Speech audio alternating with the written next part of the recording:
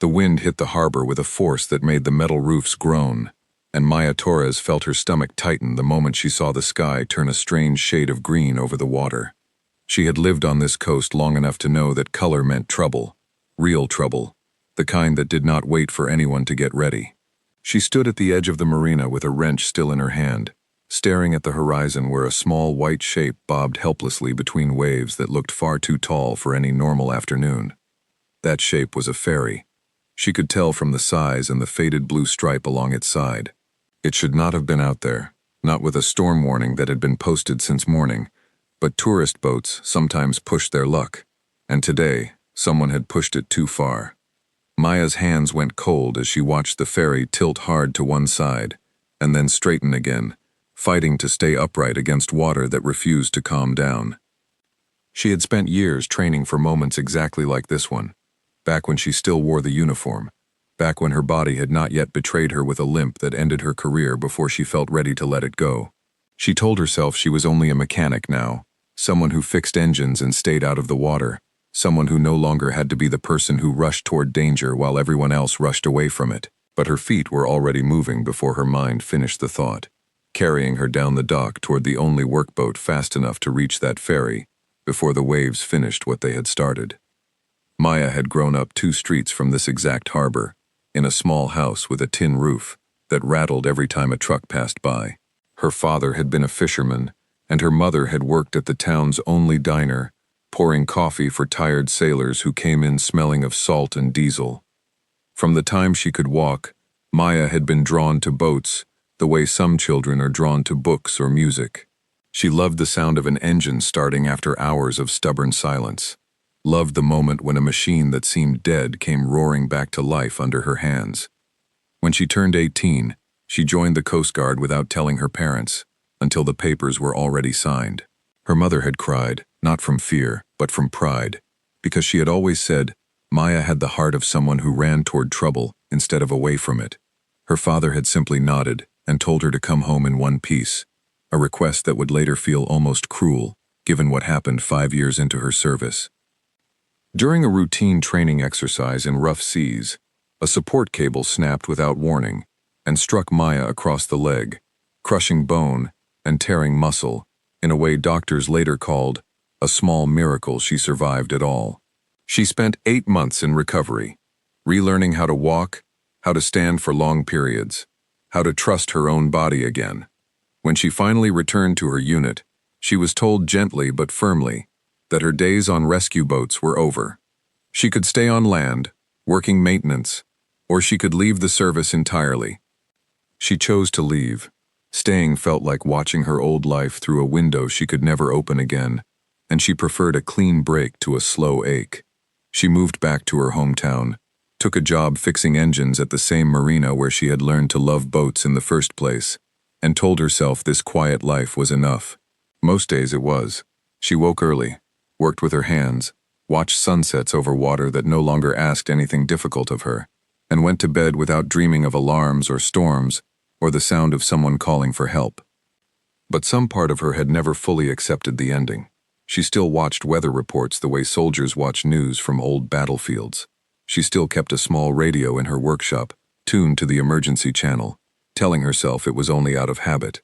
She still felt a strange pull whenever a boat left the harbor and did not return by evening, a pull she never spoke about to anyone, because she was not sure how to explain it without sounding foolish. Today, that pull had turned into something impossible to ignore. She reached the workboat, an old but reliable vessel named the Coral Runner, and climbed aboard without stopping to think about the consequences. Behind her, a young dockhand named Oliver shouted her name, asking where she thought she was going in weather like this. She did not answer with words.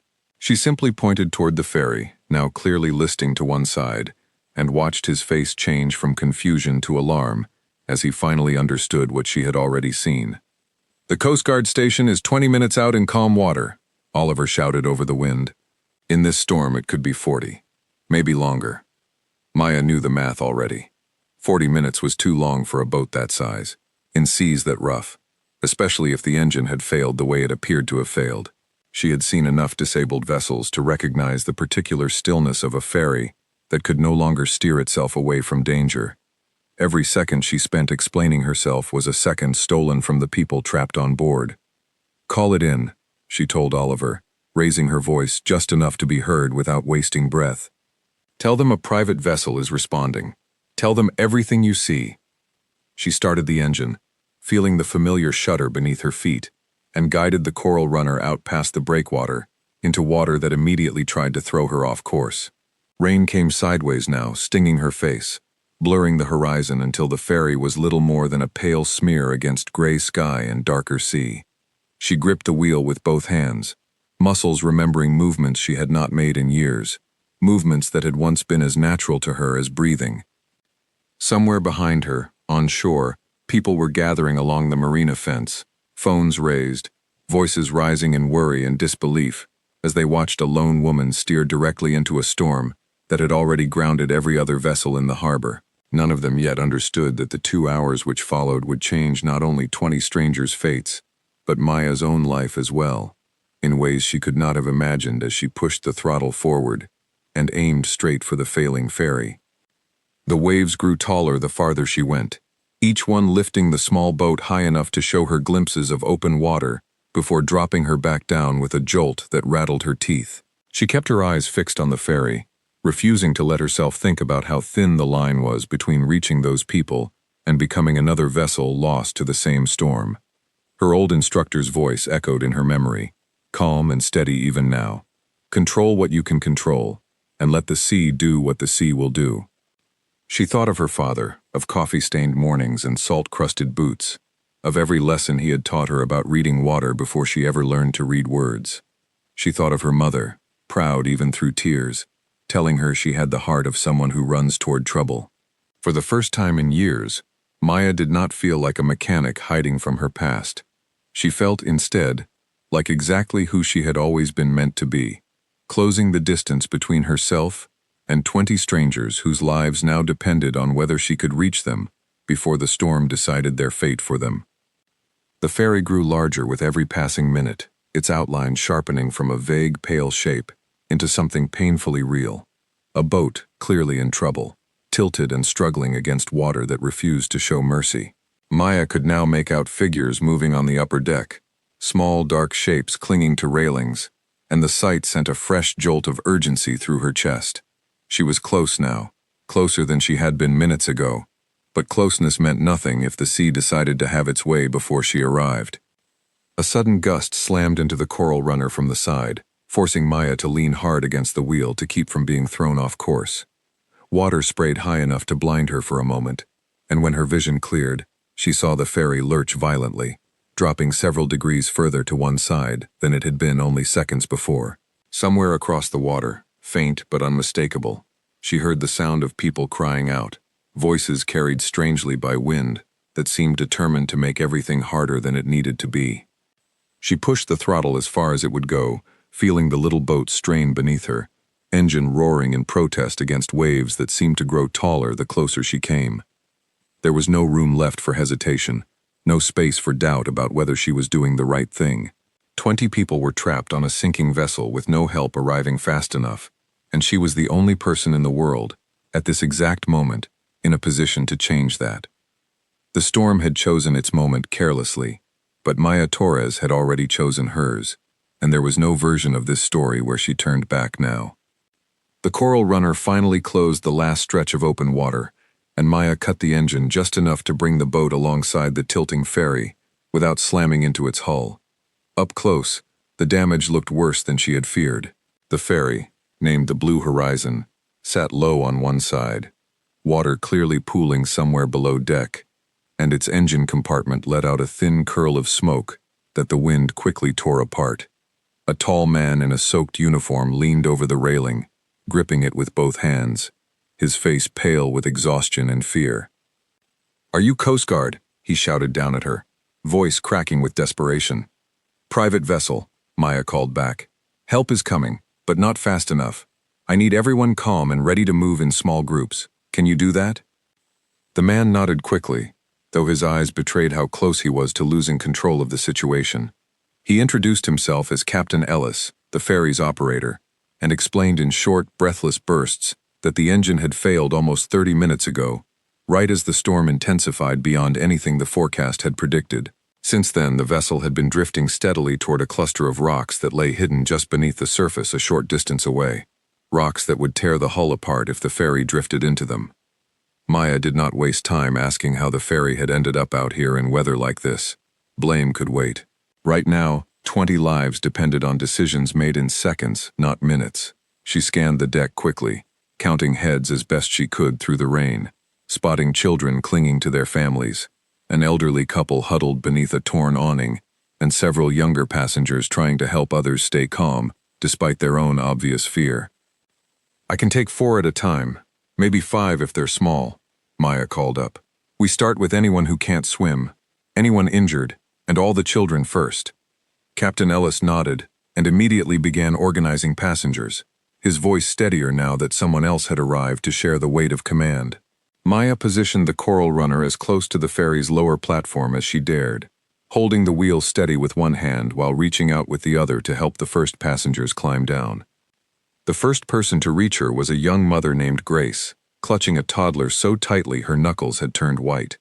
Grace's hands shook as she handed the child down to Maya, whispering a broken thank you, before climbing down herself, nearly slipping on the wet platform before Maya caught her arm and steadied her. Behind Grace came an older boy, perhaps 10 years old, who introduced himself as Leo and immediately asked if he could help hold the smaller children steady once they were aboard, an offer Maya accepted gratefully, given how much her attention needed to stay on the boat itself. Wave after wave slammed against both vessels as the transfer continued, each swell threatening to knock someone off balance at exactly the wrong moment. Maya kept her voice calm even as her arms burned from constantly bracing against the wheel and reaching out to catch trembling hands. She had learned long ago that panic spread faster than any storm, and the moment she allowed fear into her own voice, it would spread through every person still waiting on that tilting deck. After the first group of 5 was safely aboard the Coral Runner, Maya knew she faced her first difficult choice. The workboat was small, built for maintenance runs around the harbor, never designed to carry large groups of frightened passengers across rough open water. Taking them back to shore now meant leaving 15 people still stranded on a ferry that continued sinking lower with every passing minute. Leaving them behind, even briefly, felt unbearable, but overloading the boat risked losing everyone, including the 5 she had already rescued. She made the call quickly, without allowing herself time to second-guess it. "Hold on tight," she told her passengers, before turning back toward shore, at the fastest safe speed the storm would allow. The return trip felt endless, each minute stretching longer than it should have, as Maya fought to keep the boat steady, while glancing repeatedly over her shoulder at the ferry, growing smaller and smaller behind her. Grace held her child close, whispering reassurances that seemed meant as much for herself as for the toddler. Leo sat near the stern, eyes fixed on the horizon where the blue horizon remained visible, watching it the way someone watches a friend they are afraid to lose sight of. When the harbor finally appeared through the rain, Oliver was already waiting at the dock with several other townspeople who had gathered despite the weather, drawn by news that a rescue was underway. Hands reached out to help passengers off the boat, blankets appeared from somewhere, and someone shouted that emergency services had confirmed they were still at least 20 minutes away due to flooded roads near the coastal highway. Maya did not linger long enough to hear more details. She checked the fuel gauge, confirmed the engine sounded steady despite the strain of the crossing, and turned the Coral Runner back toward open water before anyone could suggest she wait for backup. Oliver called after her, asking if she needed another set of hands, but Maya shook her head. Every extra person aboard reduced the number of passengers she could carry per trip, and right now, capacity mattered more than company. The second crossing felt harder than the first. The storm had not weakened. If anything, the wind seemed to have grown angrier, throwing rain in sharp, stinging bursts that made it difficult to keep her eyes fully open. Maya narrowed her focus to the horizon line where the ferry should be, using every scrap of memory from her training days to read the water ahead and adjust her course before each wave could catch her off guard. When she reached the blue horizon again, the tilt had worsened noticeably. Captain Ellis met her at the railing, his relief at seeing her return almost overwhelming his ability to speak clearly. He explained that the elderly couple, a man named Harold and his wife Nora, needed to go next, along with 3 others who had begun showing signs of seasickness, severe enough to worry him. Harold moved slowly, his joints clearly stiff from years and cold weather alike, and Nora refused to leave his side even when Captain Ellis suggested she go ahead to make the transfer easier. Maya understood immediately that separating them would cause more distress than the extra few seconds it took to bring them down together, so she adjusted her approach, positioning the boat as steadily as she could manage, while Captain Ellis helped lower Harold down into her waiting arms. "You're doing wonderfully," Maya told Nora, keeping her voice warm despite the chaos surrounding them. "Just a little further, and you'll both be safe." Nora's hands trembled as she gripped the railing, fear plain across her face. But something in Maya's steady tone seemed to reach her. She nodded, took a slow breath, and allowed Captain Ellis to guide her down onto the coral runner beside her husband. The 3 seasick passengers followed more easily, grateful simply to be moving toward solid ground regardless of how rough the journey there might be. As Maya prepared to pull away for the second return trip, she noticed something that tightened the knot already sitting in her stomach. The ferry's tilt had grown steep enough that water now lapped visibly over part of the lower deck, meaning the vessel had far less time remaining than she had originally estimated. 15 people had become 10, but 10 people still waited on a ship that was slowly losing its fight against the sea, and Maya understood with sudden clarity that there might not be time for a third full crossing if she moved too slowly now. She pushed the coral runner harder than she had allowed herself to on the previous trips, ignoring the way the engine strained under the demand, focusing instead on the shrinking window of time separating success from tragedy. Harold gripped Nora's hand throughout the crossing, and one of the seasick passengers, a young man named Ian, kept his eyes closed and his lips moving in what looked like silent prayer, or perhaps simple concentration on not losing the little strength he had left.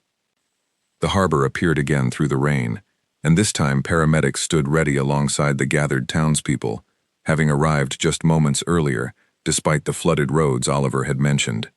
They moved quickly to assist Harold and Nora, while Ian and the others were guided toward waiting blankets and warm shelter. Maya barely registered the activity around her, already calculating fuel levels and engine strain as she prepared for what she knew would be the most difficult crossing yet. Someone in the crowd called out, asking how many people remained aboard the ferry. Maya answered without slowing down, already turning the boat back toward open water. 10, she said, and not much time left to bring them home. Behind her, the crowd fell silent, watching as the small boat that had already made 2 impossible crossings pushed forward into the storm for a third time, carrying with it the last hope for everyone still waiting aboard the sinking blue horizon. The third crossing began the same way the first 2 had, with rain lashing sideways and waves rising high enough to blot out the horizon for seconds at a time. But something felt different this time, and Maya could not immediately name what it was.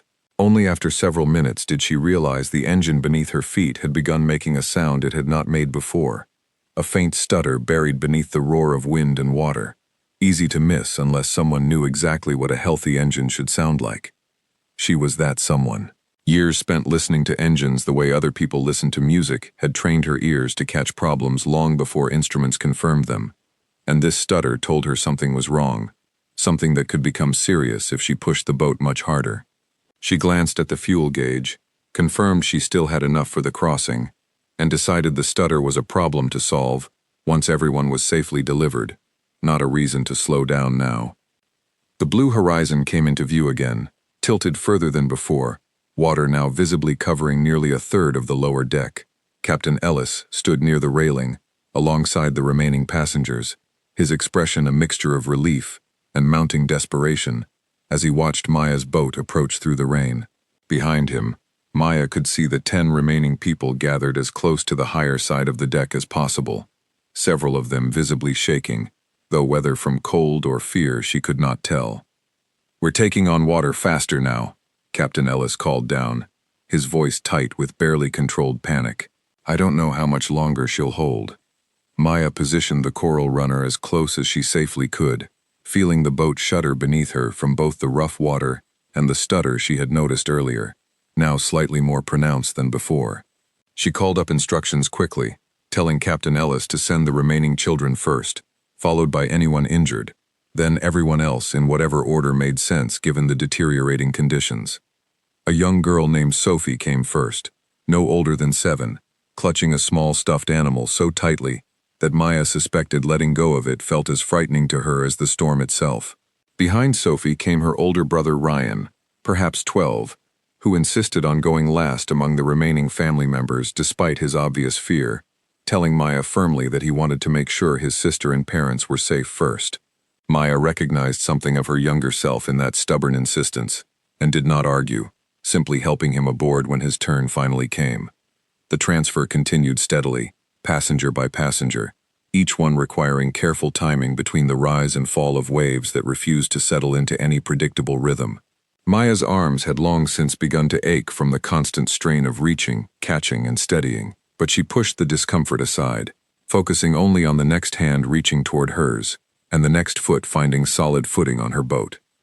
She had taken aboard 6 of the remaining 10, when the engine's stutter suddenly grew worse, the boat lurching unevenly for a moment, before settling back into a rough but functioning rhythm. Maya's stomach dropped as she recognized the sound now clearly enough to diagnose it even without looking, a problem somewhere in the fuel line, likely debris stirred up by the rough water clogging a filter that had never been designed for conditions this extreme. She had 4 passengers still waiting aboard the Blue Horizon, including Captain Ellis himself, who had insisted on staying until every passenger under his care was safely off the sinking vessel. Turning back now, with a failing engine, meant risking everyone already aboard her boat, but leaving those final 4 passengers stranded was not a choice Maya was willing to consider, not after everything already survived to reach this point. "One more trip," she called up to Captain Ellis, forcing confidence into her voice, despite the growing knot of worry in her chest. "Get everyone ready to move quickly. I don't know how long my engine has left." Captain Ellis nodded, understanding immediately the weight behind her words, and began ushering the final 4 passengers toward the railing, with an urgency that had not been present in earlier transfers. Maya glanced back at the 6 passengers already aboard her boat, all of them watching her with wide, frightened eyes, aware that something had changed even if they did not fully understand what. "We're going to make one more short trip to get the rest of them," Maya told them steadily, meeting each set of eyes briefly before continuing. "I need everyone to stay low and hold on tight. Can you do that for me?" Ryan, still watching his sister and parents anxiously from where he sat, nodded first, followed quickly by the others. Their trust, offered so readily despite everything they had already endured, settled something inside Maya, steadying her own nerves as she turned the boat back toward the ferry for what she hoped would be the final crossing. The engine's stutter worsened noticeably during the short approach, the boat losing power in brief, unsettling bursts that made steering more difficult with each passing second. Maya gripped the wheel tightly, compensating for the uneven power by adjusting her angle against the waves more aggressively than she would have preferred, aware that any mistake now could prove costly for everyone aboard. She reached the ferry just as another wave lifted both vessels sharply, forcing her to time the approach with more precision than any previous transfer had required. Captain Ellis helped lower the remaining passengers one by one, moving with practiced efficiency despite the mounting danger, clearly determined to get everyone off before the ferry's condition worsened any further. The final passenger before Captain Ellis himself was a woman named Ellen, who had been traveling alone and had spent much of the ordeal quietly comforting other frightened passengers despite her own visible fear. As Maya reached up to help her down, another wave struck the coral runner from the side, causing the boat to lurch violently and nearly throwing both women off balance. Maya caught the railing with one hand while steadying Ellen with the other, holding the position through several tense seconds until the wave passed and the boat settled enough for Ellen to complete the transfer safely. Captain Ellis came last, refusing to leave his position at the railing until every single passenger under his care had been accounted for. As he climbed down onto the coral runner, the ferry behind him groaned loudly, a deep, unsettling sound that seemed to come from somewhere deep within its structure, followed by a visible shift as the vessel tilted several degrees further than it had been only moments before. "Go," Captain Ellis said urgently, gripping the boat's railing for support. "She won't hold much longer." Maya did not need to be told twice. She pushed the throttle forward, feeling the engine stutter and strain in protest, praying silently that it would hold together long enough to carry everyone the final distance to shore. Behind them, the Blue Horizon continued its slow collapse, finally sliding sideways into the rocks that had threatened it since the engine first failed, breaking apart with a sound that made several passengers aboard the Coral Runner gasp and turn away. The journey back felt longer than any of the previous crossings, the overloaded boat riding low in the water while the failing engine sputtered unevenly beneath Maya's careful guidance. She kept her voice calm throughout, reassuring passengers who had grown pale watching the destruction of the vessel that had carried them only hours earlier, focusing every ounce of remaining concentration on nursing the struggling engine toward shore, rather than allowing it to fail completely. When the harbor finally came into view, Maya felt relief wash through her so strongly it nearly buckled her knees.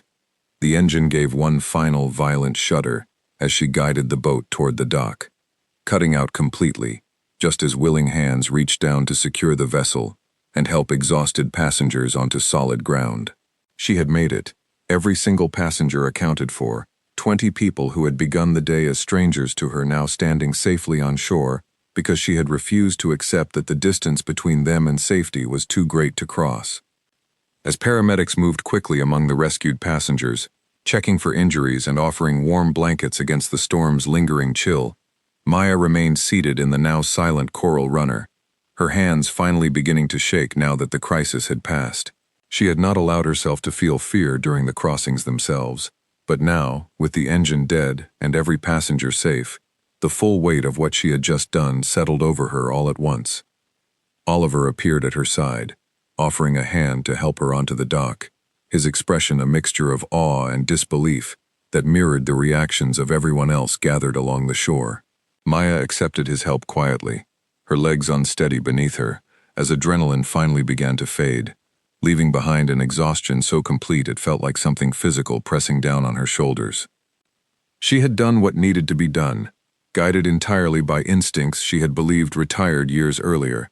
But as she stood on solid ground surrounded by grateful strangers and stunned onlookers, Maya had no way of knowing that this single storm-tossed afternoon had already set into motion events that would soon reach far beyond this small coastal town, all the way to a retired admiral who was about to learn her name for reasons neither of them could yet fully imagine. By evening, word of what had happened at the harbor had already spread far beyond the small coastal town where Maya lived. Local news vans arrived within hours, their reporters eager to capture interviews with passengers who described, in trembling voices, how a single woman in an old workboat had refused to let the storm win.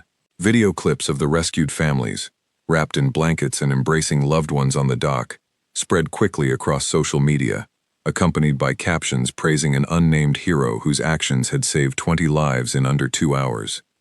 Maya avoided the cameras as much as she could, slipping away from the harbor before most of the reporters realized who she was. She had never been comfortable with attention, and the idea of being celebrated for simply doing what needed to be done felt strange to her, almost embarrassing. She returned to her small house near the marina, showered away the salt and rain still clinging to her skin, and sat quietly at her kitchen table long after the adrenaline had faded, staring at nothing in particular while her mind slowly processed everything that had happened. She had not expected the story to travel as far as it eventually did. 2 days later, a phone call reached the local Coast Guard station from someone identifying themselves as a former high-ranking officer, requesting information about the rescue.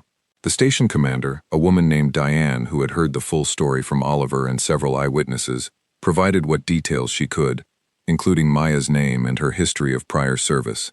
She had no way of knowing that the caller on the other end recognized that name immediately, the moment it left her lips. Admiral Grant Coleman had spent 30 years in service before retiring, and though he no longer held active command, certain names from his years overseeing rescue operations remained etched into his memory permanently. Maya Torres was one of those names, though not for reasons she would have guessed. He remembered her file clearly, remembered the accident that ended her active service, and remembered, with a discomfort that had never fully faded, the questions that accident had left unanswered. At the time of Maya's accident, an internal review had quietly concluded that faulty equipment, not human error, had caused the cable failure that injured her so severely. However, due to a combination of bureaucratic delays and a paperwork error that misplaced key findings within a larger investigation, the correction to her official record had never been properly finalized, before she chose to leave the service entirely. Admiral Coleman had reviewed the case personally years ago and had always intended to see it corrected, but retirement had come sooner than expected, and the matter had slipped through cracks he had never managed to close. Hearing her name now, connected to a story of extraordinary courage during a storm that had already made regional news, Admiral Coleman felt something he had not expected, a mixture of pride and lingering guilt that refused to let him simply admire the story from a distance. He requested additional details from Commander Diane, listening carefully as she described the 3 separate crossings Maya had made, the failing engine she had nursed toward shore, and the 20 passengers who now owed their lives to a woman the service itself had once let down through nothing more than careless paperwork. By the following morning, Admiral Coleman had made a decision. He contacted several old colleagues still active within the regional command structure, requesting that Maya's original file be pulled and reviewed immediately. This time, ensuring the correction that should have happened years earlier finally reached her official record. He also began making arrangements to travel to the small coastal town himself, feeling strongly that some things deserved to be addressed in person rather than through official letters or bureaucratic notices. Meanwhile, in the days following the rescue, Maya found herself adjusting slowly to a level of local attention she had never experienced before.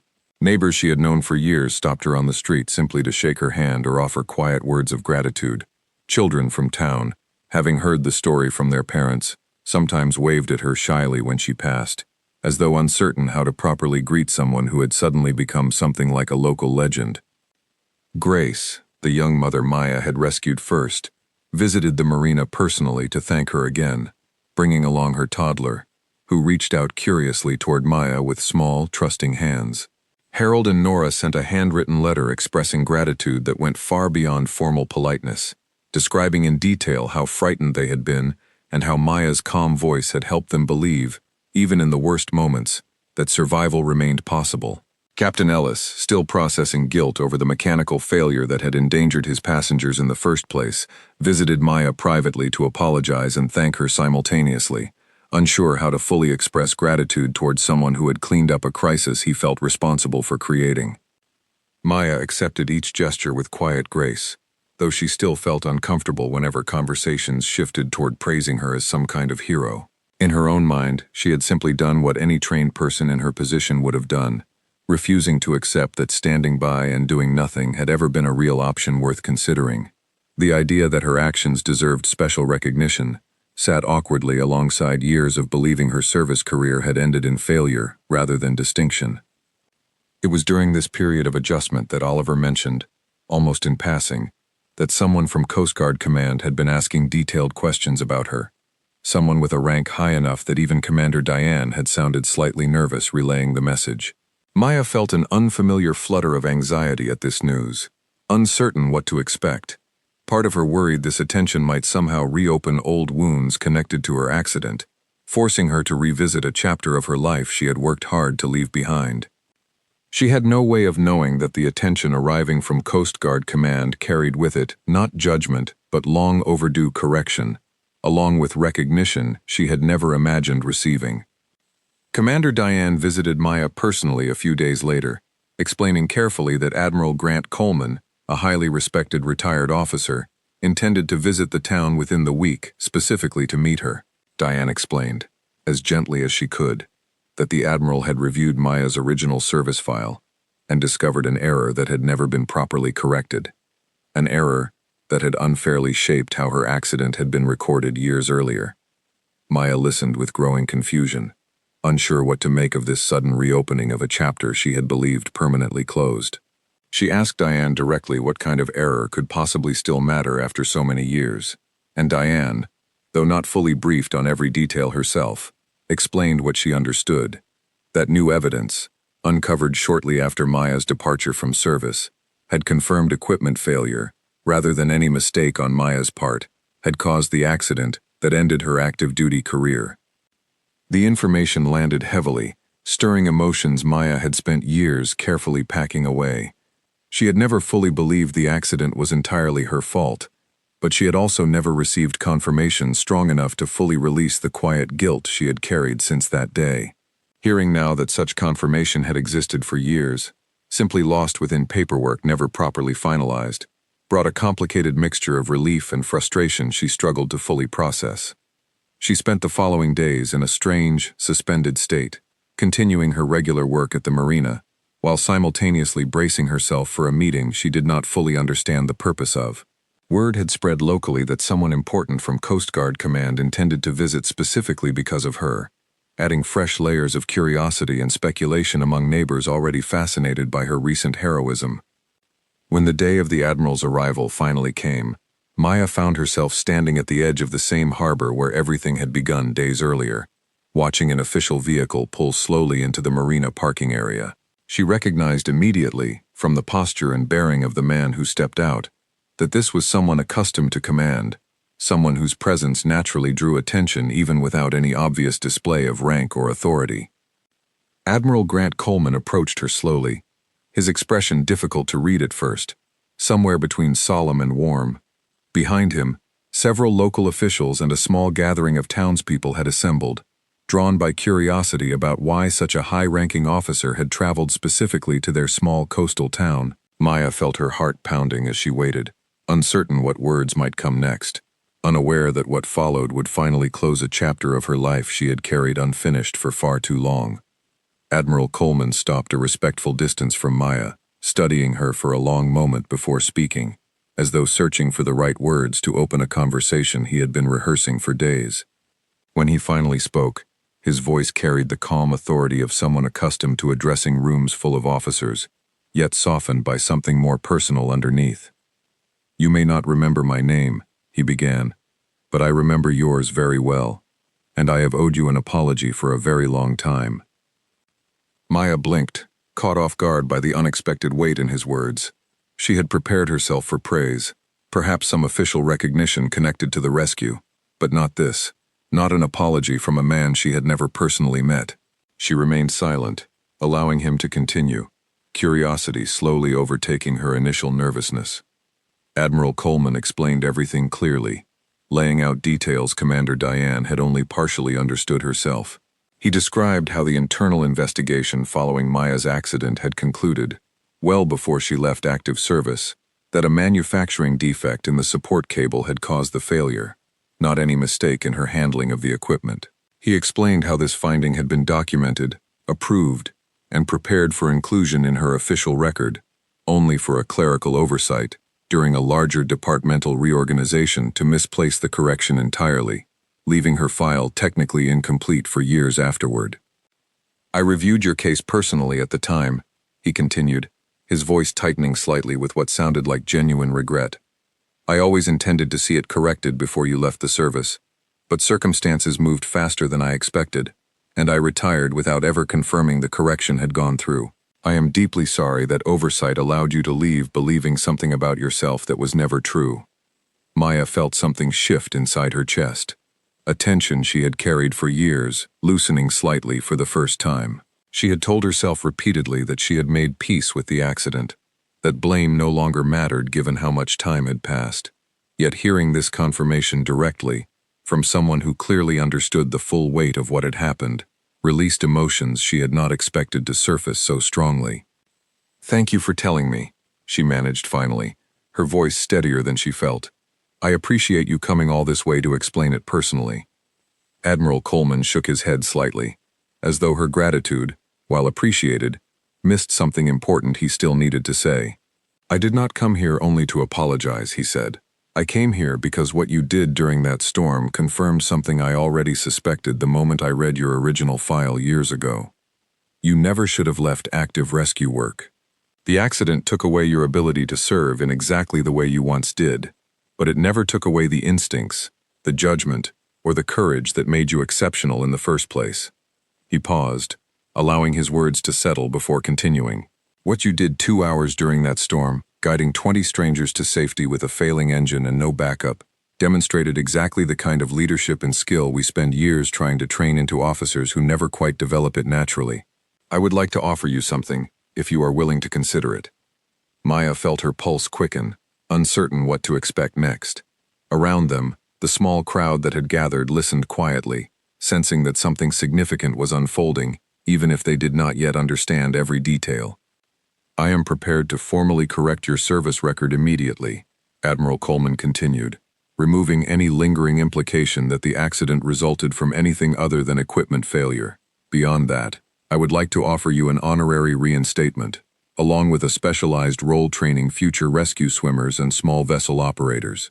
Your physical limitations would not prevent this kind of work.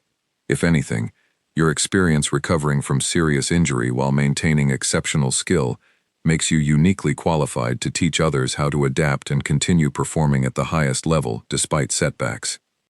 The offer landed with a weight Maya had not anticipated, stirring possibilities she had long ago stopped allowing herself to imagine. She had built a quiet, steady life around engines and boat repairs, telling herself repeatedly that this smaller version of purpose was enough, that dwelling on what she had lost served no useful purpose. Yet hearing Admiral Coleman describe a path forward that honored both her past service and her hard-earned wisdom since the accident, something inside her recognized immediately how much she had missed feeling truly useful in the way she once had. I would need time to think it over properly, Maya said honestly, though even as she spoke the words, she felt a growing certainty about which direction her answer would eventually take. Of course, Admiral Coleman replied, offering a small, understanding smile. This is not a decision that should be rushed. Take whatever time you need. Over the following days, Maya found herself returning repeatedly to memories of the storm, replaying each decision she had made during those 2 harrowing hours. She remembered the fear in Grace's eyes as she handed down her toddler, the quiet determination in Ryan's voice, as he insisted on helping his younger sister first, the relief on Captain Ellis's face, as the final passenger reached safety, just before the ferry finally succumbed to the rocks. Each memory reminded her powerfully of skills and instincts she had believed permanently retired, skills that had clearly never actually left her. She spoke with her parents about the offer, sitting at the same kitchen table where she had once announced her original decision to join the Coast Guard as a teenager. Her mother, tears forming easily as they often did during important conversations, told her she had always known this quiet chapter of Maya's life was not meant to be the final one. Her father, quieter as always, simply reminded her that the sea had never truly let her go, regardless of how many years she had spent pretending otherwise.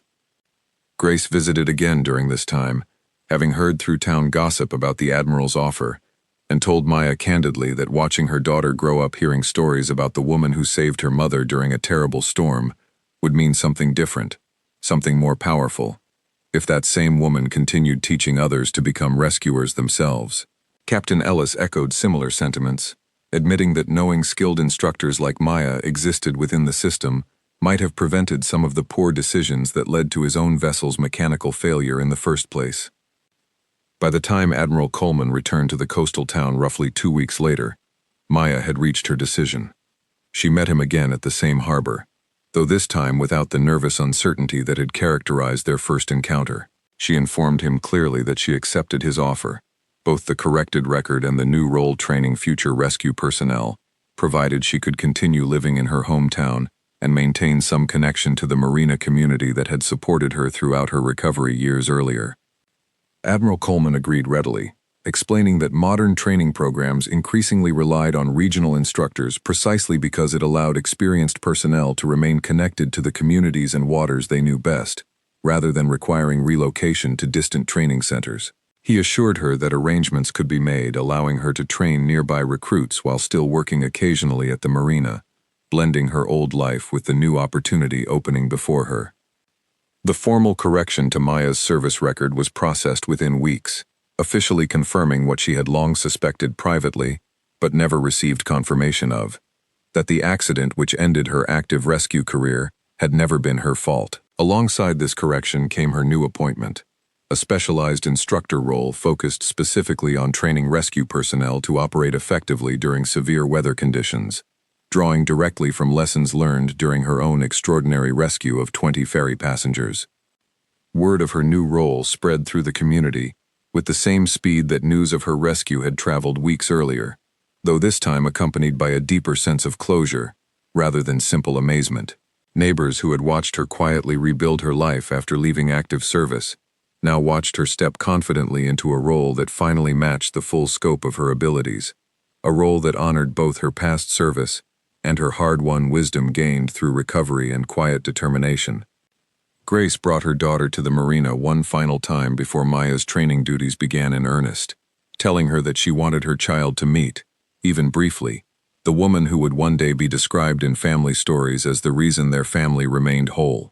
Harold and Nora sent another letter, this time celebrating her new role rather than simply expressing gratitude for their rescue, noting how fitting it seemed that someone capable of such calm courage during crisis would now teach others to develop similar strength. Standing once again at the edge of the harbor months later, watching a new group of young recruits practice small vessel maneuvers under her careful supervision, Maya finally allowed herself to fully accept something she had spent years struggling to believe. The accident that once felt like an ending had instead become simply a difficult chapter within a much longer story, one that had ultimately led her back to exactly where she belonged. The storm that nearly claimed 20 lives had, in its own unexpected way, given Maya Torres back the life she thought had been lost forever, proving that sometimes the most difficult moments carry within them the seeds of exactly the recognition and purpose someone has been quietly waiting for all along.